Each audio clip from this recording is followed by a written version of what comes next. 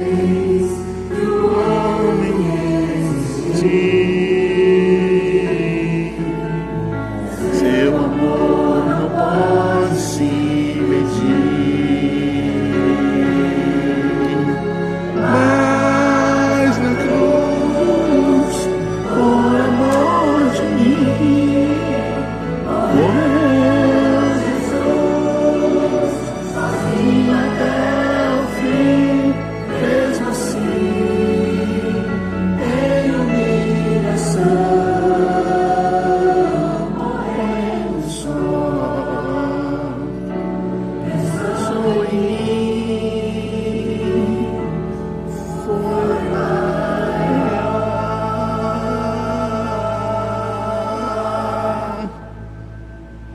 Agora, pra gente rolar o próximo hino.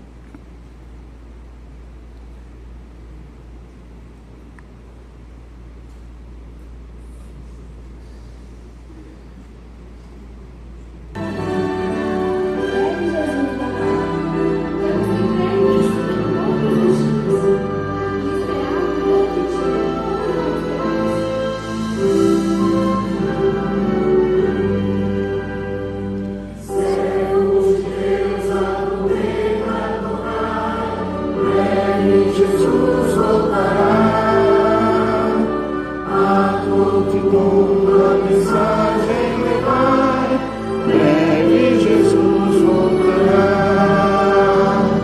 breve virá, breve virá, breve Jesus voltará.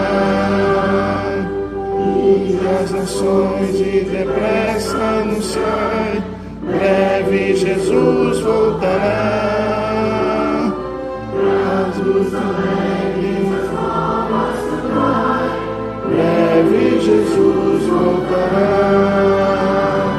breve virá, breve virá, breve Jesus voltará.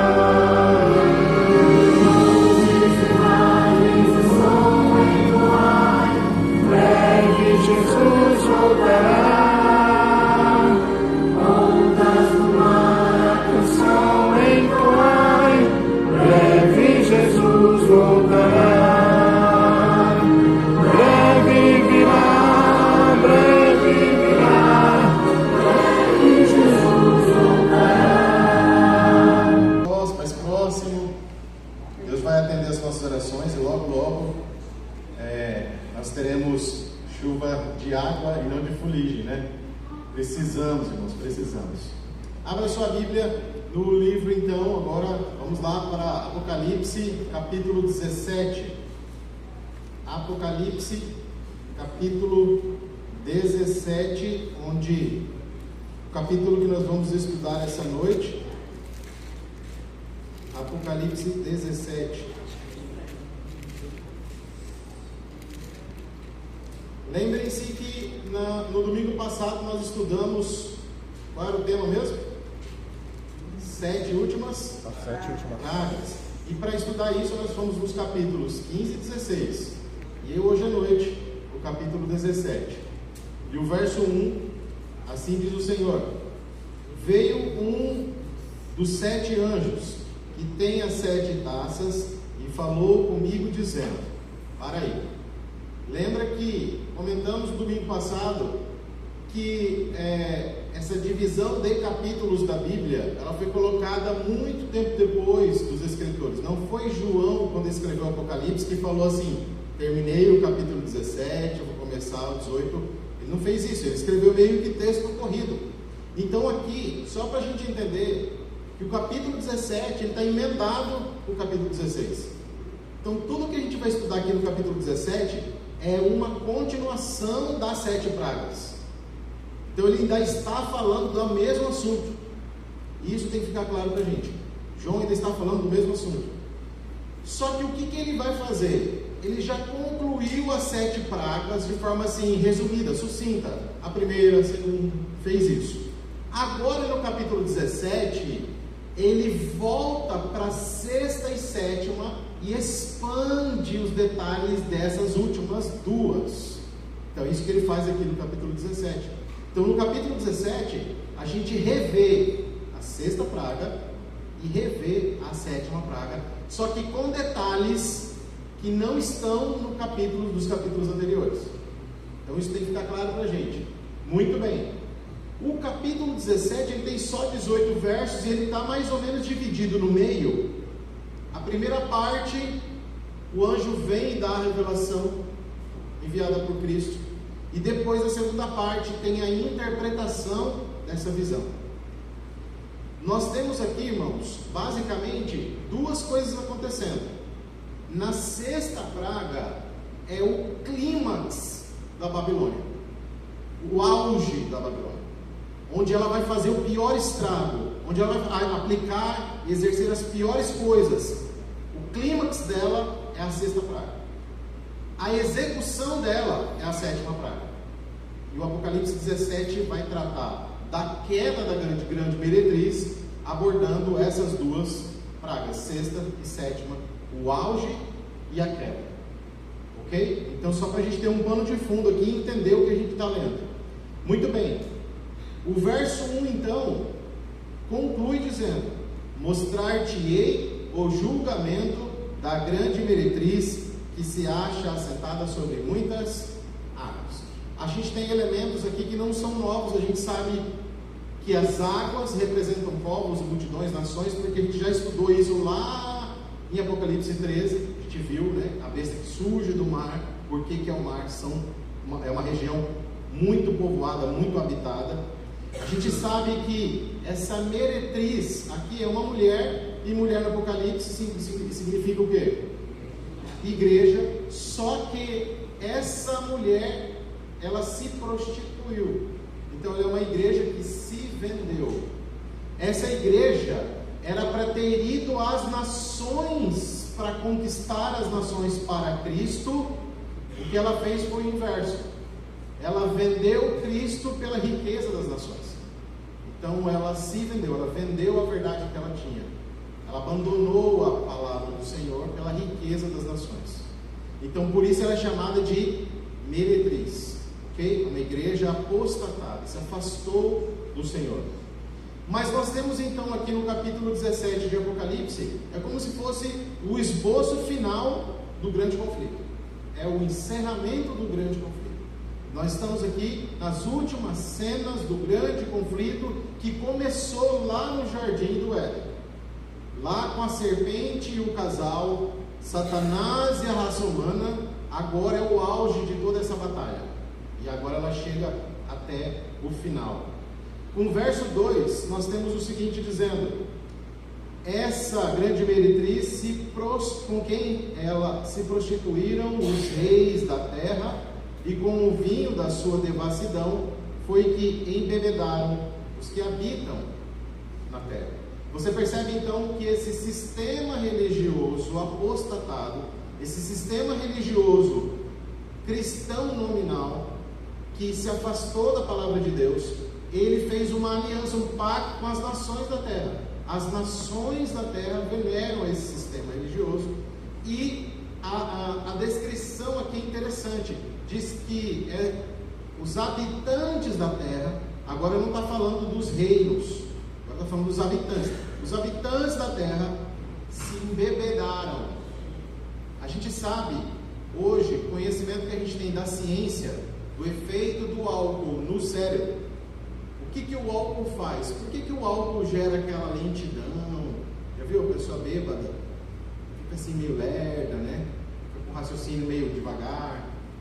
O álcool, ele interfere no funcionamento de neurotransmissores do nosso cérebro. Um específico, um neurotransmissor chamado GABA. E esse neurotransmissor, ele faz com que a sua capacidade de raciocínio, de pensamento lógico, de julgamento moral entre certo e errado fique reduzida. Então, sabe quando alguém fala assim, poxa, quando eu assustei, eu fiz, a pessoa ela joga a culpa na bebida, de certa forma, a bebida, o álcool, a embriaguez provoca isso, exatamente isso, diminui a capacidade de raciocinar.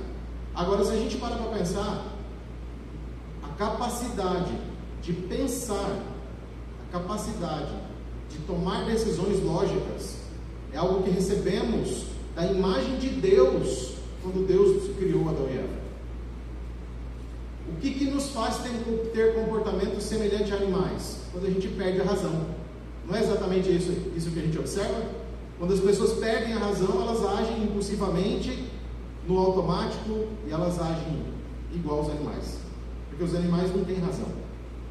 O ser humano é o único ser vivo da Terra que tem razão. Tem a lógica, tem o raciocínio. Então, nós sabemos que a embriaguez causa isso. E essa mulher aí, ó, o que ela fez? Ela embriagou os habitantes da terra. Significa o seguinte: está dizendo que a maioria das pessoas da terra, aquele negócio de que a voz do povo é a voz de Deus, não é o que o Apocalipse está falando. Está falando que a voz da maioria é a voz de embriagados, que perderam a capacidade de raciocinar com clareza. Eles não conseguem discernir as coisas corretamente. Muito forte isso, né, irmãos? E a palavra de Deus está falando que isso foi causado por esse sistema religioso. Ele enganou as pessoas da terra. Muito bem, então veja só, agora o verso 3: transportou-me o anjo em espírito, a um deserto, e vi uma mulher montada numa besta escarlate. Vamos parar aqui, tem mais detalhes aqui no verso. João agora foi levado para um deserto. Deserto aqui, ó, uma mulher no deserto. É um paralelo lá com Apocalipse 12. Lembra que lá em Apocalipse 12 tinha também uma mulher no deserto? Qual a diferença? Essa mulher aqui está vestida de uma forma diferente da mulher lá de Apocalipse 12. Aqui no verso 3, essa mulher montada no deserto, montada numa besta escarlate, besta repleta de nomes de blasfêmia, com 7 cabeças e 10 chifres. Essa mulher montada na besta é a meretriz, é ela mesma. Ela está montada numa besta e está no deserto. O paralelo aqui é gritante. Em Apocalipse 12 era a igreja de Deus, vestida do sol que é Cristo, pura, imaculada, por conta dos méritos do Senhor Jesus. É totalmente diferente desta mulher que agora de Apocalipse 17, que também está no deserto, porém ela está sentada, montada numa besta. E lembra que em Apocalipse 13 a gente viu 2 bestas? Nós temos lá no Apocalipse 13 2 bestas. Essa mulher está sentada em uma daquelas 2. Obrigado, irmão. Qual besta essa mulher está sentada? Aqui em Apocalipse 17. Na besta que surgiu da terra ou na besta que surgiu do mar? Como que a gente sabe que é um e não é outro? Não estamos chutando aqui. A gente precisa ter indícios da palavra de Deus, não é verdade?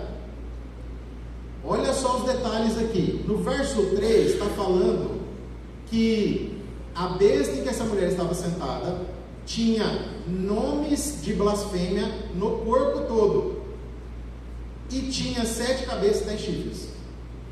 Esses 2 detalhes, das cabeças, dos chifres e dos nomes de blasfêmia, só tem uma das 2 bestas de Apocalipse 13, que é a besta que surge do mar.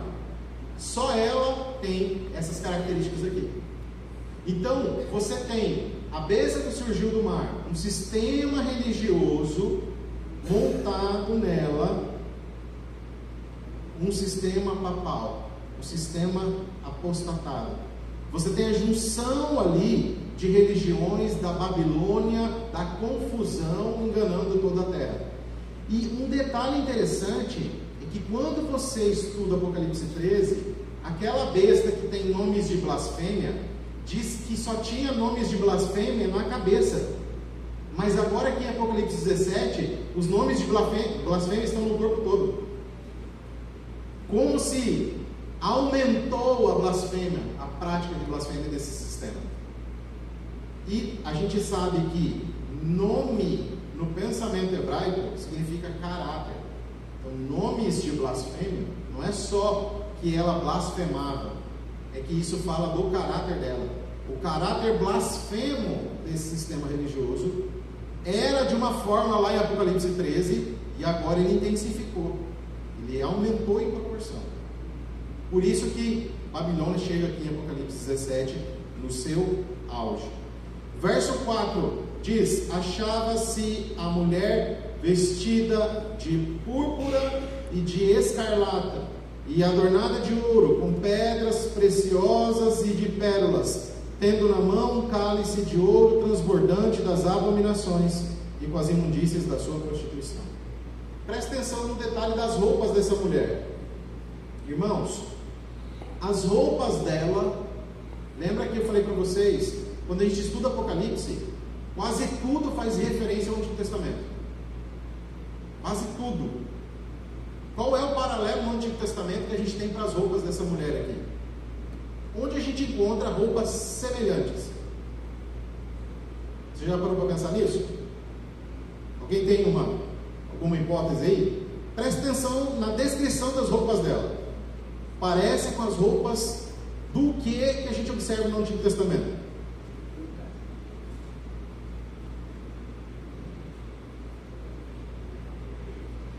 É quase a descrição perfeita das roupas do sumo sacerdote do Antigo Testamento, que oficiavam uma vez por ano no santuário da terra. O sumo sacerdote usava roupas com cores parecidas que essa mulher está vestida. E isso é muito significativo.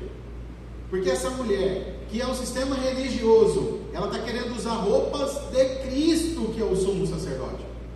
Ou seja, ela está assumindo o lugar de Cristo no papel de mediador entre Deus e os homens. É exatamente o que esse sistema religioso promete fazer. Você não precisa ir a Cristo. Você tem outros mediadores que te levam no mesmo lugar que Cristo te levaria. Isso por si só é uma blasfêmia gigantesca. Então ela tenta fazer o papel de sumo sacerdote. E aí, ao fazer isso, ela desencaminha a fé das pessoas. As pessoas poderiam ir diretamente a Cristo, que é o seu Salvador. Mas a palavra de Deus diz: há só um único mediador entre Deus e os homens, Senhor Jesus, homem. Só um mediador. Mas esse sistema implantou vários mediadores.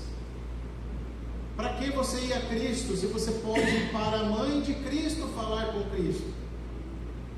Olha, já começa a colocar intermediadores. O seu acesso direto foi rompido, quebrado, dificultado. E você não precisa disso.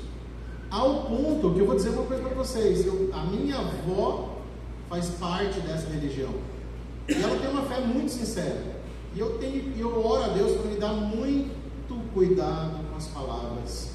Porque às vezes, irmãos, na ânsia de querer evangelizar, compartilhar da verdade que a gente conheceu da palavra de Deus, na ânsia de fazer isso, a gente ofende, machuca, cria barreiras,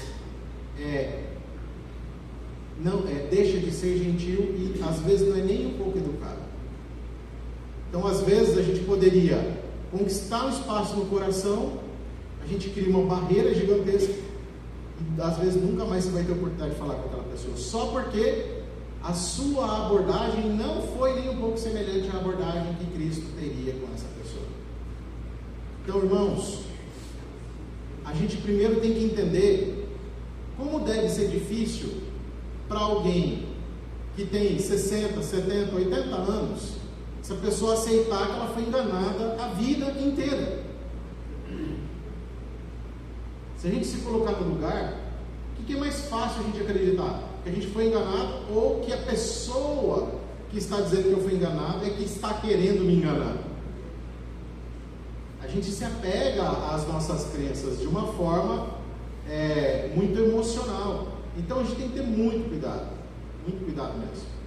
Com a minha avó sempre procurei ter muita cautela e pedindo muita sabedoria do Espírito Santo para ter oportunidade de falar sem que ela fique ofendida, mas ao mesmo tempo podendo compartilhar um pouquinho do que eu ia aprendendo da palavra de Deus.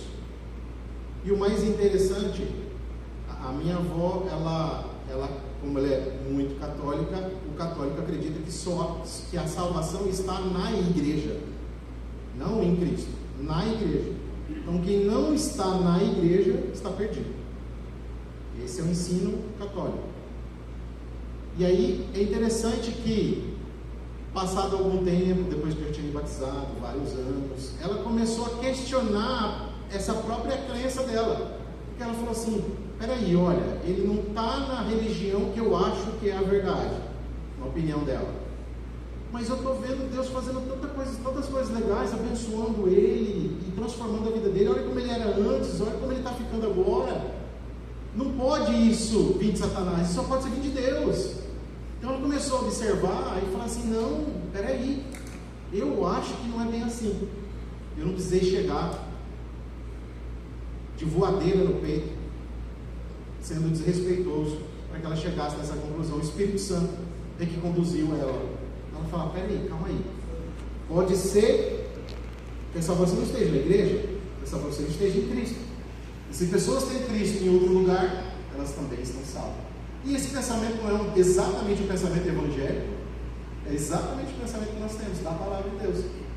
Que a salvação está em Cristo, não está na igreja.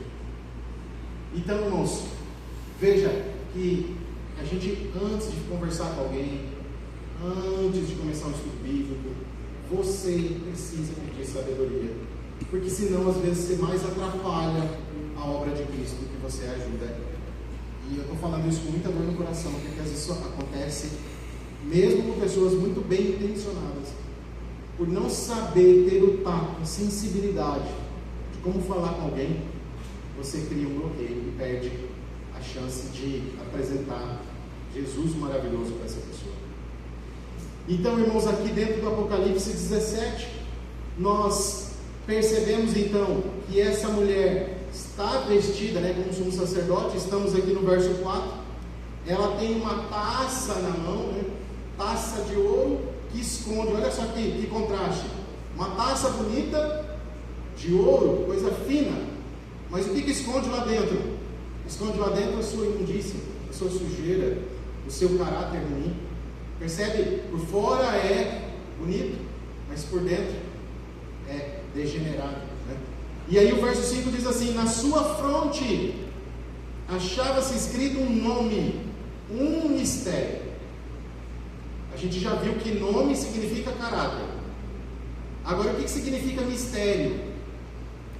Mistério na Bíblia nada mais é que algo que você e eu jamais saberíamos, que o ser humano jamais descobriria pela ciência, por estudo, por esforço, se Deus não tivesse contado. Isso é mistério na Bíblia. Mistério é algo que, se Deus não tivesse contado, a gente jamais ia descobrir por nós mesmos. Então ele está falando: vou revelar o nome dessa grande meretriz, dessa mulher sentada nessa besta. Babilônia a Grande, a mãe das meretrizes e das abominações da terra. Esse é o nome dela. E sabe o que é mais interessante, irmãos? Quando João escreve isso, envia essas cartas, envia o livro do Apocalipse, os cristãos espalhados na região já sabiam naquela época quem era Babilônia. Eles não tinham a menor dúvida quem era Babilônia. Então, essa identificação da Babilônia não é invenção adventista. Você quer ver onde está escrito isso aí? Vamos lá, fica parado aí, a gente descarregou. Fica parado aí no Apocalipse 17. E vamos lá em 1 Pedro. Depois a gente vai voltar aqui. 1 Pedro, capítulo 5. 1 Pedro, capítulo 5. E o verso 13. 1 Pedro 5, verso 13.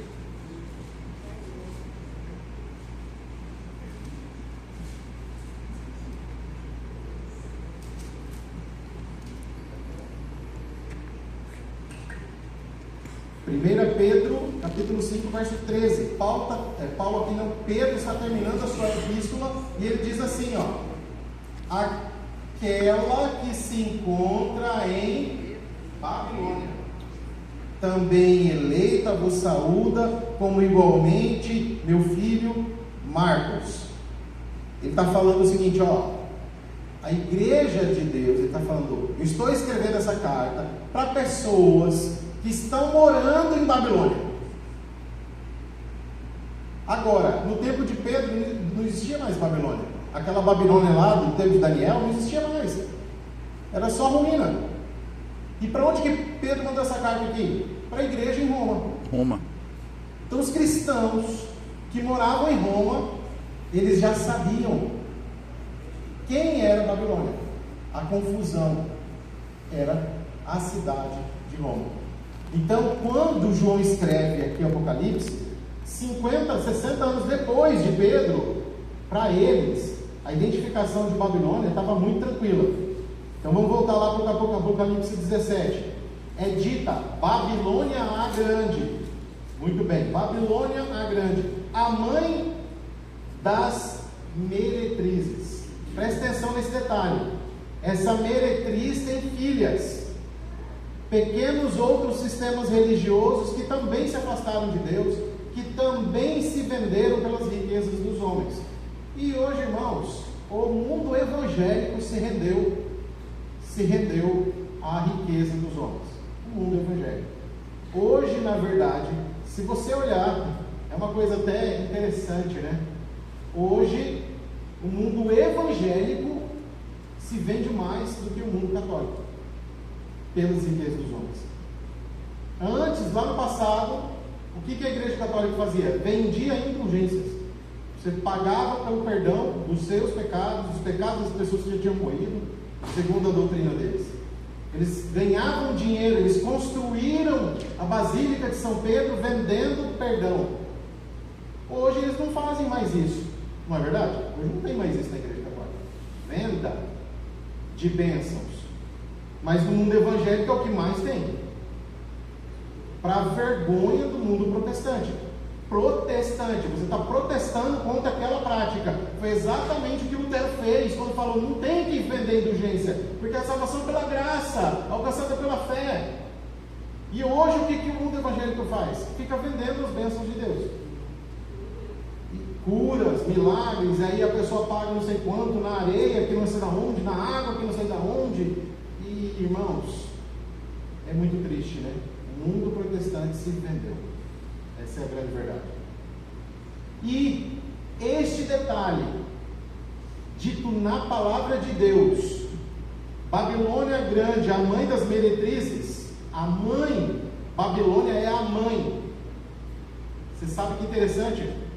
Se você fizer uma viagem lá para a Itália, se você chegar até a cidade de Roma, se você entrar lá no Vaticano, é um lugar que recebe turistas do mundo todo, e for até a Arquibasílica de São João de Latrão, que fica lá dentro, você vai encontrar escrito lá, exatamente essas palavras aqui, ó: Santíssima Igreja de Latrão, de todas as igrejas da cidade e do mundo, mãe e cabeça.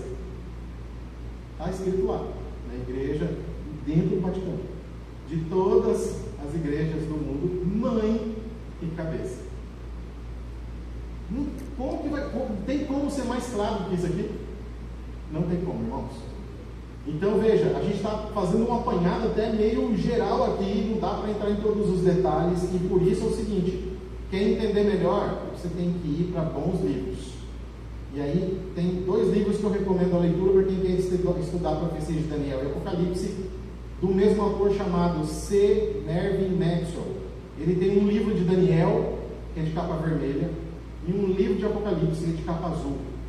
E se você estudar esses 2 livros aí, você vai expandir e entender muita coisa. E tem a série de comentários bíblicos também, série Logos. Você precisa ter pelo menos ali o que comenta sobre o livro do Apocalipse, para você entender melhor o que a gente está conversando aqui. O verso 6 então diz: então eu vi a mulher embriagada com o sangue dos santos e com o sangue das testemunhas de Jesus, e quando eu vi, admirei-me com grande espanto. Precisa ser um gênio para perceber que esse aqui é uma referência à idade das trevas e à perseguição que eles fizeram, e toda a tortura lá da época da Inquisição, que já apareceu lá na profecia dos 1260 anos, lá em Apocalipse 13, em Apocalipse 11 aparece isso também, Apocalipse 12, é a profecia de tempo mais repetida de toda a Bíblia, os 1260 anos, aparece até lá em Daniel. é o período de perseguição onde ela exterminou, matou muitos dos santos, né? Os servos de Deus. João, lá no ano 100, viu tudo o que aconteceu do ano 538 até o ano 1798 para frente dele. E ele está falando assim, ó, quando eu vi tudo isso, fiquei espantado, assustado, ele está dizendo aqui. O verso 7, agora começa toda a série de interpretações que o anjo traz para João. O anjo, porém, me disse, por que te admiraste? Dir-te-ei o mistério da mulher, e a besta que tem as 7 cabeças e os 10 chifres, e que leva a mulher. A besta que viste, ela era, não é, e está para emergir do abismo, e caminha para a destruição. Você percebeu aqui um detalhe interessante? Diz que ela era, não é, e está para emergir do abismo, e logo caminha para a destruição. Vamos entender. Quando que ela era? O tempo, o período aqui, quando a gente lê, ó, ela era, foi durante os 1260 anos. A supremacia papal está resumida aqui no período chamado era. Quando que ela entrou na fase não é? Quando o Papa foi preso. E encerra esse período de 1260 anos. Quando que ela está para emergir do abismo? Quando ela ressurge. E a Bíblia já falava que ela ia ressurgir e todos os habitantes da terra adorariam ela. E é o que está acontecendo hoje. E ela caminha para a destruição. Tem um outro detalhe aqui. Lembra que Satanás, a gente lê isso em Ezequiel e em Isaías, Satanás, ele quer ter tudo que Deus tem. Então Deus tem um trono, Satanás quer ter um trono, Deus tem um trono exaltado, Satanás quer exaltar o trono dele, Deus tem um monte, Satanás quer colocar o trono dele lá no monte de Deus. E no livro do Apocalipse, se você for lá no início, no primeiro capítulo, quando fala de Cristo, fala assim, ó, aquele que é, que era e que há de vir. Você percebe nitidamente esse sistema religioso que a gente está falando aqui, juntando todas as evidências. Ela se veste como sumo sacerdote, ela comete blasfêmia, agora ela é o anticristo. Ela quer imitar, ela quer se colocar no lugar de Cristo, ela quer ser mediadora. Então até isso é uma cópia. Cristo é aquele que é, que era e que há de vir. E aí a besta aqui, a mulher, né, dentro desse cenário é descrita ele que era, não é, e virá do abismo e caminha para a destruição. É um paralelo também, tá? Isso aqui é um paralelo que a gente observa. E aí continua aqui o verso 8, dizendo assim, ó: e aqueles que habitam sobre a terra, cujos nomes não foram escritos no livro da vida desde a fundação do mundo, se admirarão, vendo a besta que era, que não é, mas aparecerá. É interessante esse detalhe, né? Muitos admirarão, mas quem são eles? São os que não têm o nome escrito no livro da vida. E a gente sabe, irmãos, que o nome escrito no livro da vida significa graça redentora recebida pela fé em Cristo Jesus. No livro da vida é nome que tem escrito lá quem foi justificado pela fé, quem aceitou Jesus como seu Senhor e Salvador. Aí passa a ter o nome no livro da vida. Esses não admirarão, porque esses sabem, entendem tudo o que está para acontecer. Quando isso acontecer, eles se espantarão ao ver a precisão do cumprimento das profecias. E aí então o verso continua, agora chegamos no verso 9. Aqui está o sentido que tem sabedoria.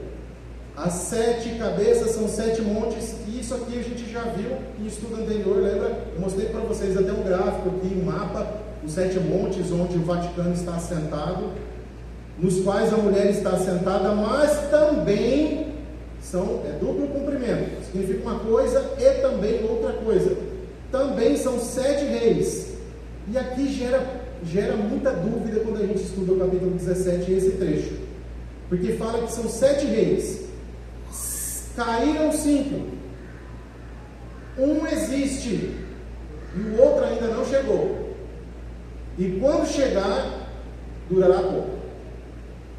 Tem muita gente que faz muita interpretação aqui. Eu já vi gente falando, tentando interpretar isso aqui como se fossem os papas que caíram, aí o Bento que caiu, aí o Francisco que chegou. Primeiro detalhe, irmãos, lembra que a gente comentou um dia aqui, coisas que vão se cumprir no futuro, quem tem 100% de certeza é só Deus. A gente fica examinando os sinais e buscando sabedoria para tentar entender que pode ser. O que a gente tem certeza? Das coisas do passado que se cumpriram.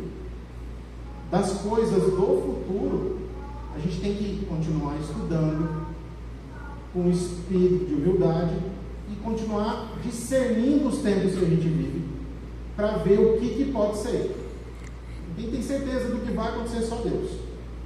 Então, esse é o primeiro ponto, para deixar a gente um pouco mais humilde, do ponto de vista que ninguém tem a palavra final sobre esses assuntos que ainda vão se cumprir. O que a gente pode encontrar?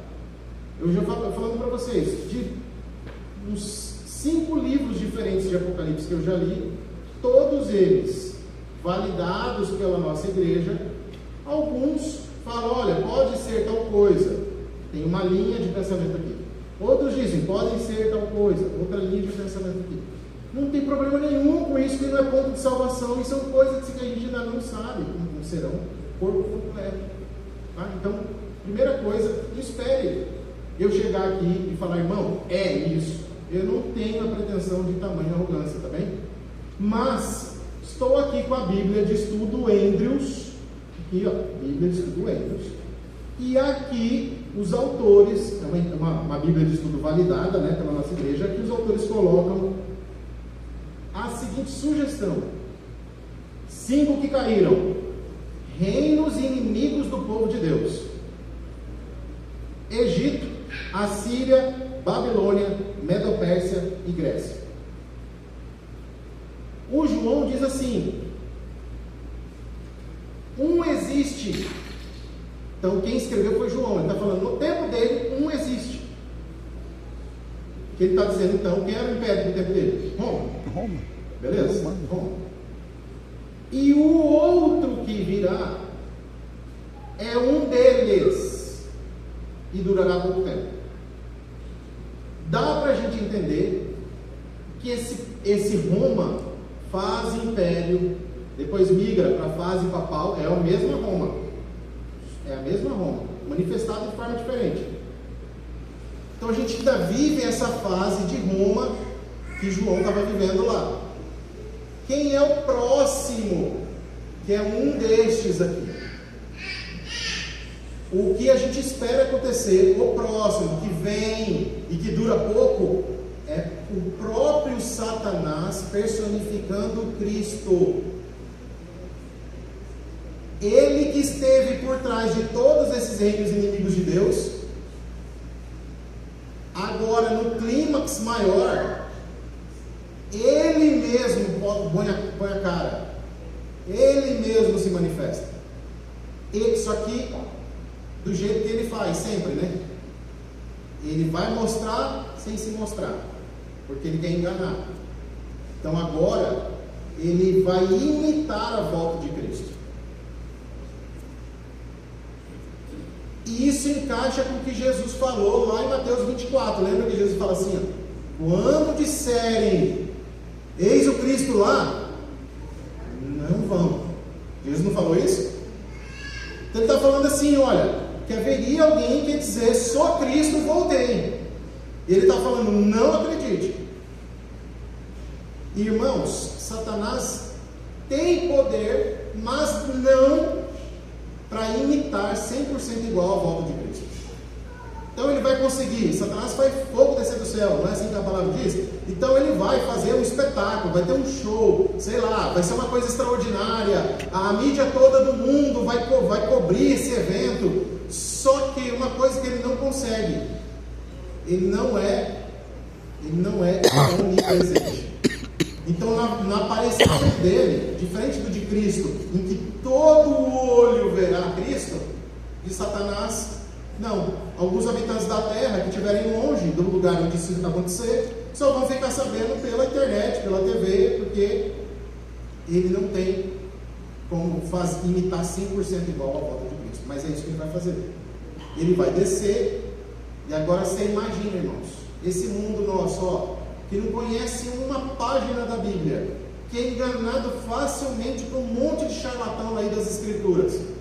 Agora você imagina, se esse povo é tão facilmente enganado, porque ele não tem discernimento do Espírito, enganado por seres humanos, que mal consegue explicar um texto da Bíblia, imagina como isso se manifestar de forma espiritual, grandiosa, cheia de sinais e prodígios, vai arrastar o mundo inteiro, irmãos. Agora você imagina esse ser de luz falando manso, falando bonito, pregando o amor, falando para as pessoas voltarem para a palavra, falando para as pessoas amarem uns aos outros, porque é assim que Satanás vai fazer. Você imagina essa pessoa, e aí ela entrando em hospitais e curando todo mundo lá, o mundo todo se maravilhando com isso, mas vai ter um grupinho que vai falar: é Satanás. Vai ou não vai despertar ódio? Não tenha dúvida. Não tenha dúvida. E é nesse momento, irmãos, que vem decreto de morte. É nesse momento que as coisas vão acontecer de forma terrível. Nesse momento aí, o mundo todo já foi enganado. Já foi, acabou. Controle de narrativa. Controle de narrativa é estratégia satânica usada para moldar o comportamento das sociedades de muito tempo. E a gente exatamente vê isso acontecendo no Brasil hoje. Exatamente acontecendo isso no Brasil. Satanás usando controle de narrativa. Não importa se é a verdade. Importa qual narrativa colou primeiro. Acabou. Hoje a gente vê no Brasil isso exatamente acontecendo. Controle de narrativa. Satanás vai fazer isso. A partir do momento que pegar a história que aquele que desceu lá é Cristo, qualquer pessoa que levantar qualquer palavra ofensiva, questionar aquilo, vai ser visto como inimigo do mundo, inimigo da terra, inimigo da paz, inimigo do amor, vai ser declarado como o povo do ódio, o povo que distorce a palavra de Deus. É exatamente isso. Porque Satanás, ele consegue manipular as pessoas e ele simplesmente inverte os polos. Ele faz com que defensores da perseguição se sintam defendendo a democracia.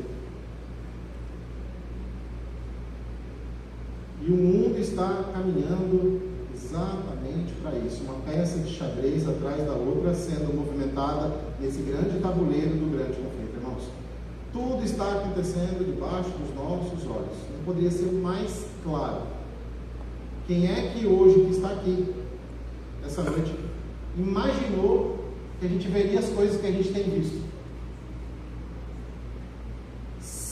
Para pensar, irmãos. Se alguém falasse para a gente tudo o que está acontecendo 10 anos atrás, a gente ia chamar o cara de extremista, de doido, de esquisito. A gente não ia acreditar nele. Em tão pouco tempo, as coisas se catalisando de uma forma tão intensa, acontecendo de forma tão rápida, né, irmãos? E isso é só um alerta para que a gente continue estudando a palavra de Deus e se preparando. Mas como é que termina essa história? Essa história não termina de forma triste. Essa história não termina assim. Verso 14: pelejarão eles contra o cordeiro. Bom, peraí. Pelejarão eles contra o cordeiro. Nesse momento aqui, Jesus não manifestou ainda. Quem está sofrendo perseguição é o povo de Deus na terra. Mas como é que a palavra de Deus registra o momento? Pelejarão contra o cordeiro. Cristo entende como ofensa a Ele a ofensa aos seus seguidores. A perseguição aos seus filhos é uma perseguição dele. A A rejeição que os seus filhos, a rejeição da mensagem que seus filhos contam e compartilham, é uma rejeição dele. Por isso aqui ele está falando, pelejaram contra o cordeiro. Ele está se identificando conosco. Ele está falando, vocês não estão sozinhos aí. A sua luta é a minha. Mas, irmãos, olha o que diz. Eles pelejarão com o cordeiro, mas o cordeiro os vencerá. Pois é Senhor dos senhores, Rei dos reis. Vencerão também os chamados, eleitos e fiéis, que se acham com Ele. Amém? O Apocalipse é um livro de coisas que assustam, de coisas que a gente não sabe se está preparado para enfrentar. Mas o Apocalipse, acima de tudo isso, é o livro da vitória, da certeza da vitória. Não tem como, irmãos, estudar esse livro aqui e você, ao mesmo tempo, é um misto de emoções. Ao mesmo tempo você fica, Senhor, será que eu vou ver todas essas coisas? Será que eu vou conseguir ficar ao lado de Cristo quando tudo isso acontecer? Mas ao mesmo tempo é um livro que, quando a gente lê isso, o cordeiro venceu. E a vitória dele é nossa, é sua e é minha. A nossa vitória depende só dele. E ele está dizendo, eu já sei o final da história. Eu venci. Eu estou contando para vocês. Eu venci. Uma batalha que ainda não aconteceu. Ele está dizendo, eu venci. Nosso Salvador, irmãos, é vitorioso. E vai nos dar a vitória em nome de Jesus. Amém. Amém. Vamos orar? Se coloque em pé. Vamos orar.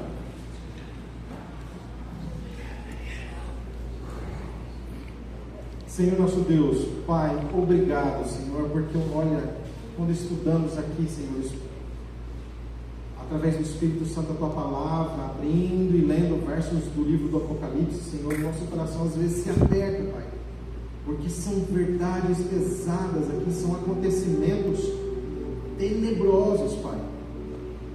Só que por que o Senhor contou tudo isso então? Com a intenção de nos dar medo? Com a intenção de fazer a gente perder a noite de sono daqui a pouco? Claro que não. O Senhor nos contou tudo isso porque o Senhor não quer que a gente seja pego de surpresa, e que ao observarmos o cumprimento de todas essas profecias, a nossa fé seja fortalecida ao perceber tudo está acontecendo exatamente como Cristo disse. E portanto, quando virem essas coisas, erguei as vossas cabeças, porque a vossa redenção se aproxima. Amém, em nome de Jesus.